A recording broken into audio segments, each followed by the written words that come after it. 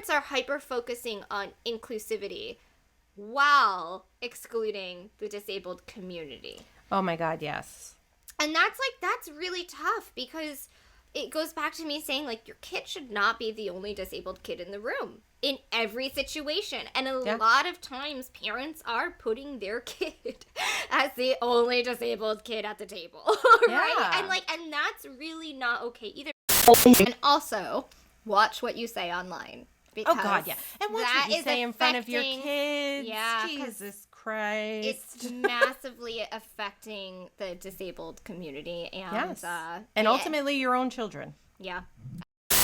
There are things that sometimes we can't control our brain from thinking. Right? And I don't want people to just be like, "Oh my God, I thought that I'm a terrible fucking horrible person," and like go down some like vicious like pity rabbit hole for yourself. Like, the thing is recognizing that can't be your identity. You can't dwell on those things. And if you are, again, I want to reiterate, go talk to somebody, because it's one thing to have maybe a random intrusive thought that pops in your head and you may think something terrible like, well, I wish this wasn't my life, to then go on like Reddit and fucking blast how you wish you honestly could like change your whole life and just not have that child. And Rachel and I, like, everything falls on us.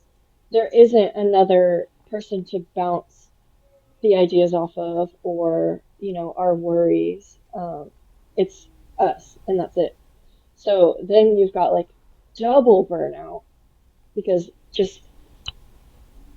it's just never ending. I'll catch myself as Cyrus's parent doing certain things that could perpetuate that within him. So here's an example, okay? If we are out at a store and somebody's kind of like trying to get, you know, to where like a section that we're looking at, and Cyrus is in his wheelchair, and then I'll kind of like move him out of the way and I'll be like, "Oh, I'm so sorry." And I've realized that I do that, and I'm like, what the fuck am I sorry for? That he's here in his wheelchair and like we're just living life? Like, you know, there's this constant looming feeling like, is what part of the decisions I'm making is ableist, and you know, it's hard. And I've added this layer to my thought process, so it's fabulous because now I worry about Yep. I worry about that too.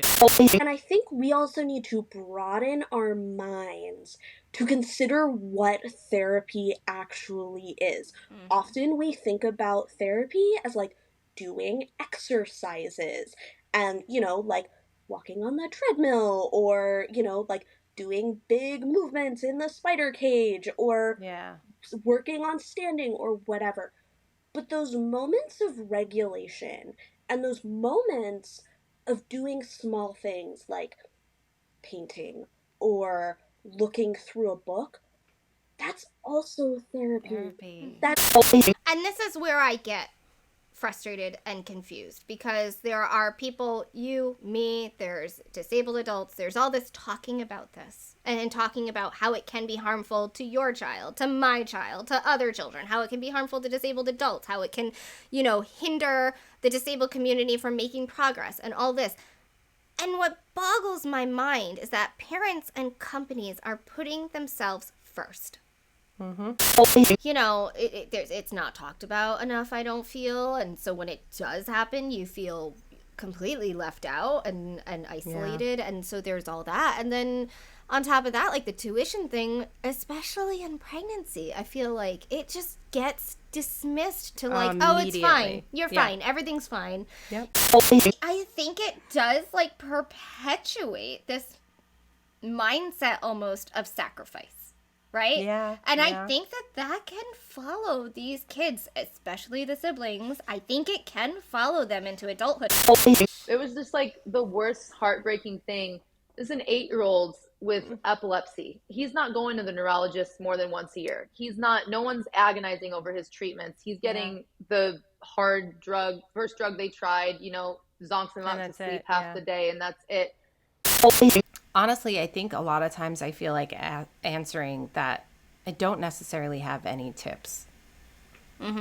And I mean this in the sense that I feel like every situation is so unique and you never know what obstacles you're going to hit, but I guarantee you're going to hit obstacles.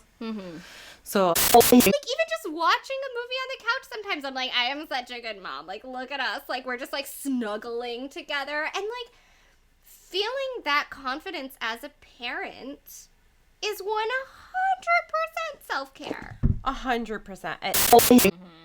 So, like, how you're treating your child and the presumption of competence that you're reflecting onto your child is also going to affect everybody around you and every relationship you have and in every setting.